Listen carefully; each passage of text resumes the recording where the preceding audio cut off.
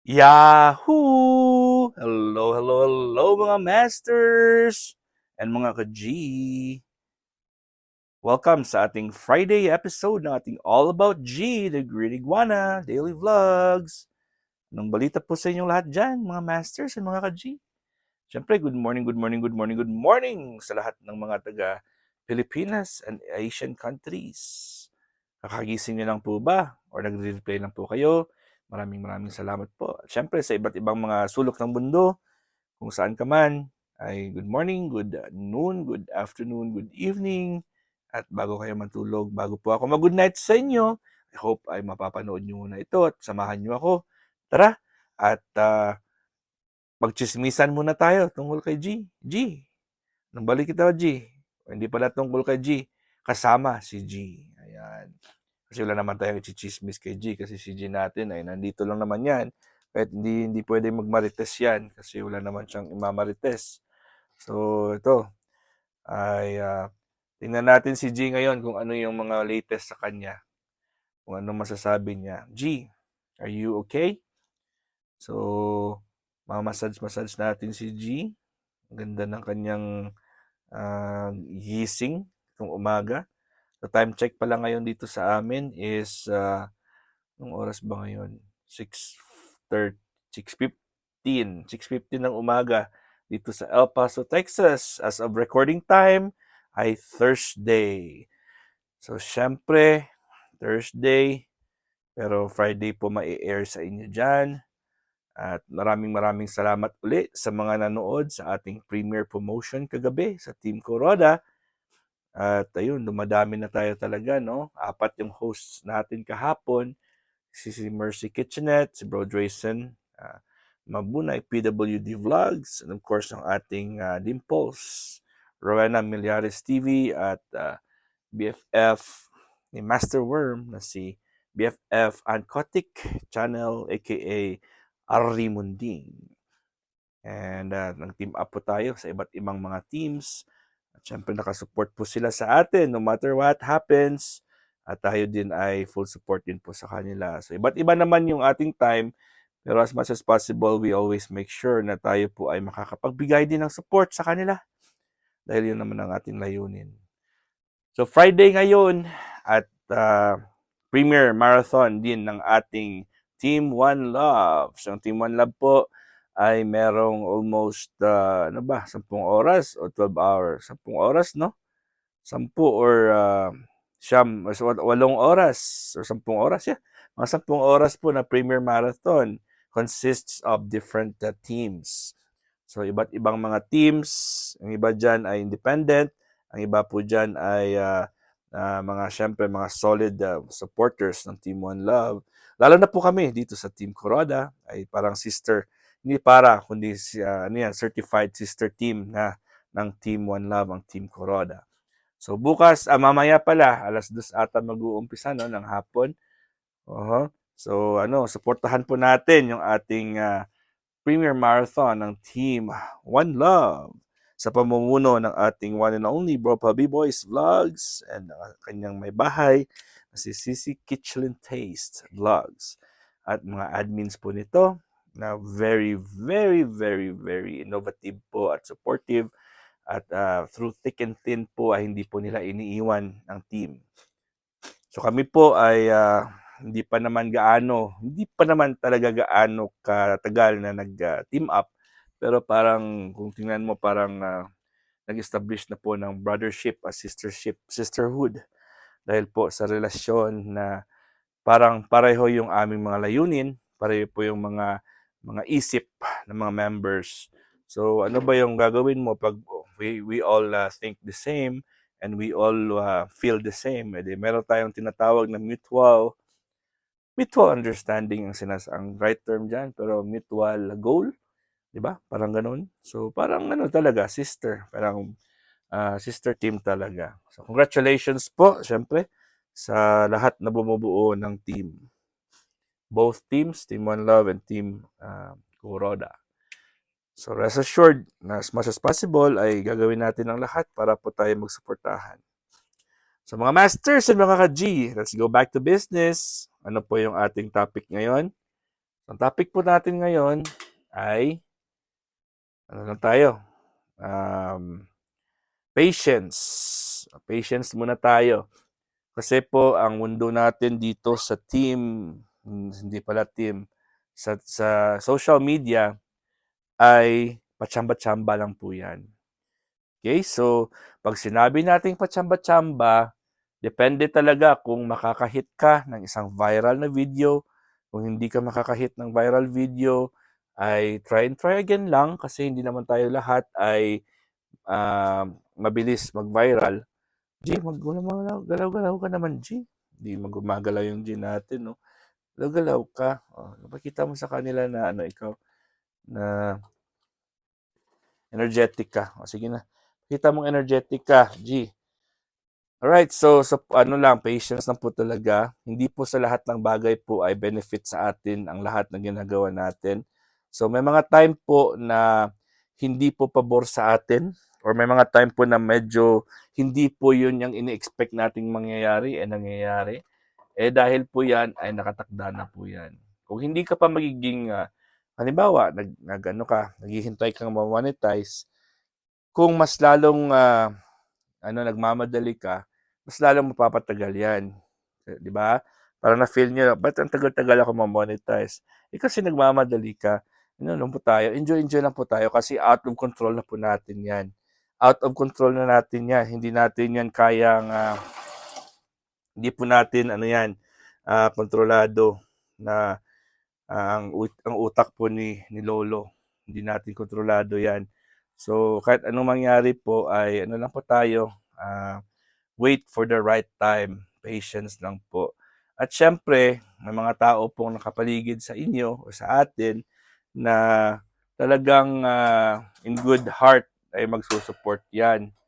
So, pero ang problema lang po dyan, hindi naman na lahat ng support po ay nakafocus lang po sa atin kasi libo-libo din po tayo sa mundo. Million-million din po tayo sa mundo ng YT world. Hindi lang naman YT yung ang iba. Meron din silang ibang mga sinasalihan na mga social media platforms maliban po sa YT. So, hindi natin yan maiiwasan na yung iba ay mahahati. Okay, so mga masters. So, kung meron po kayong mga teams at meron po kayong mga teammates or meron kayong mga supporters na nagsusupport po sa inyo, regardless po kung ano po ang kanilang status. Halimbawa po ay hindi po sila makakapag full support sa inyo dahil po busy din po sila or meron din po diyan na nagre-replay lang or meron din po diyan ay kusang loob po ay pinapa-play yung inyong videos sa inyong playlist sa kanilang mga accounts, ay malaking papasalamat na natin sa kanila. Dahil po ay bihira lang po 'yan kasi meron mga ibang tao na nagbababayad para lang po i-replay yung inyong mga videos, 'di ba? So, kung hindi ka po kontento na i-replay lang yung video mo, kung gusto mo talaga i-present sila sa iyo, gawin mo namang gawin mo talagang best mo na makuha yung mga attentions po nila, 'di ba? So, ang attention po nila ay very importante 'yan. Kasi pag magbi-video-video ka diyan at wala ka namang pinagsasabi o wala ka namang ginagawa diyan, tiyak na tatatak sa isip nila 'yan. Ano naman makukuha ko dito sa kanyang video, mag-aaksaya na naman ako ng panahon. So if you really want to catch somebody's attention or your crowd's attention, I do suggest na gumawa pa kayo ng magandang extraordinary na mga videos. Kung gusto mo talaga. Pero syempre, patsamba-tsamba lang talaga yan. Hindi lahat ng mga magagandang contents ay nagiging viral or nagiging monetize agad. Kasi meron naman dyan, walang kwenta, monetize din sila. Walang kwenta yung mga videos sila, pero maraming nagkaka-income sila ng malaki. So, patsamba-tsamba lang talaga mga masters and mga ka-G. Kaya sa ating social media na career, kailangan lang po talaga ang pasensya, patience. At kung sino man po yung makakasalubong nyo dyan along the way, ay you treat them as if na sila ay, alam naman ng tao talaga pag yung inyong pag-approach sa kanila ay deep from the heart or or ano lang po, superficial lang po. Kasi may mga iba diyan na nakikipag, ano lang, banana lang po yung kanilang habol. Pagkatapos po nun ay wala na, hindi mo na maano at mag-i-invite pa sa'yo na magsasali sa kanilang mga grupo, eh, sila nga mismo ay hindi din, 'di ba, hindi din sila makasupport sa sarili nila.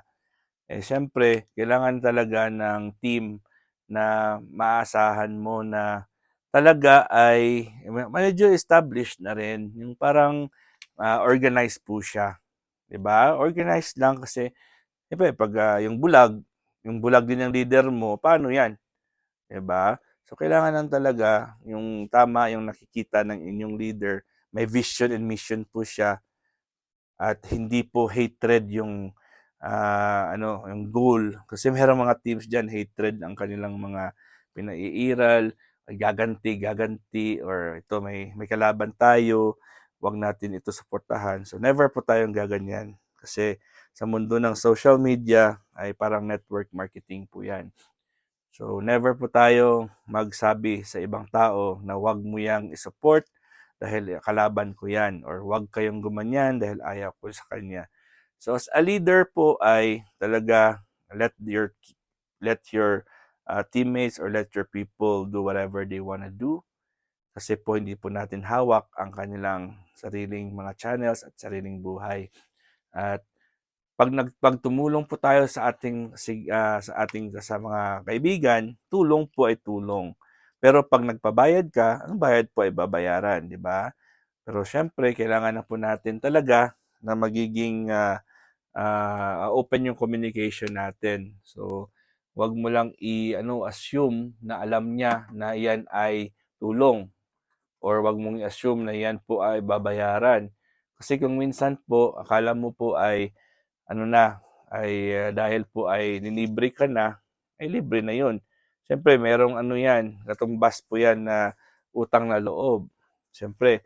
Pero meron naman diyan iba na wala namang, tinatanan na utang na loob, basta maka-support lang, ayun yung maganda. Pero meron naman siyempre, kung nagpalabas ka ng kapital, eh, siyempre kailangan mo namang ibalik 'yan, na normal lang 'yan. Ano 'yan, parang negosyo din 'yan. So, first siyempre alamin mo kung bago ka maglaro ng laro, alamin mo kung ano yung rules, 'di ba? Paano mo malalaman 'yan na, "Uy, ito pala sinusuportahan niya ako."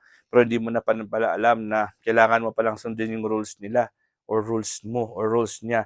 Kasi ano 'yun, tinulungan ka, 'di ba? So, before you engage into a game, before you play a game, you have to know the rules. Alright? So, ito naman halimbawa ay mayroon tayong mga events. Eh, pinapa-replay yung mga videos, yung mga gano'n or pinapa-play yung mga videos. Ayun, kung, isa ka sa mga participants, 'di ba, mas malaking karangalan 'yan, pinapa-play yung inyong videos, 'di ba? Magpasalamat kayo at, marami po tayong may mga taong handang manood sa inyong videos. 'Yan, kasi hindi naman tayo gano'n kasikat para po i-replay yung videos mo unless kung ikaw ay nagba-viral talaga na meron silang makukuhang leksyon sa'yo o nakakatawa ka talaga na kahit na sino ay magre-replay sa inyo. So yun, malaking tulong po 'yan at maraming salamat po sa mga willing mag-replay at willing pong support sa mga teams natin at sa mga videos po natin. Alright mga masters, so tingnan niyo po yung kanyang ito na po yung kanyang swimming pool sa baba. Tingnan niyo, at, yung ilaw niya ngayon ay green. So, dito tayo sa ay ano pala, ito pala yung bagong tripod ko. Tinitingnan ko muna kasi bago lang 'to, eh. Hindi ko pa alam kung paano gamitin. Ito po green ngayon siya, 'di ba ang ganda? Green yung kulay ng kanyang, ng area. So, putol lang po siya hanggang diyan lang po.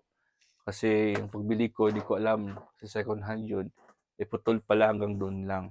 So, pwede din mapalitan yung kulay. Halimbawa, gusto mo pula, yun. Patayin natin yung ilaw, dito sa taas.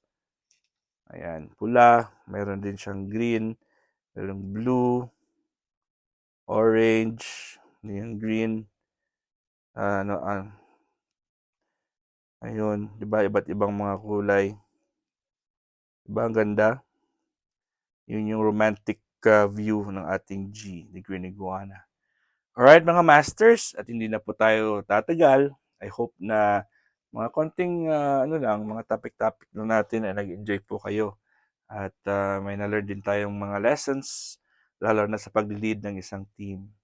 Dahil po ako ay always ready to help sa makakaya ko. Hindi naman tayo Diyos na always. Pero may mga times din po tayo na hindi tayo makakabigay ng support. Maintindihan niyo na rin yan kasi may mga sarili-sariling buhay na rin tayo. May mga sarili-sariling priorities din tayo. Kung hindi tayo maka-full support, at least maka-replay lang or maka-big GBG lang. Diba? So, importante po ay maintindihan natin ng isa't isa, magmamahalan, respeto, at tulong-tulungan na po tayo. Again, this is your one and only Master Worm ng ating G, ang pinaka-poging Green Iguana. God is great! Yahoo!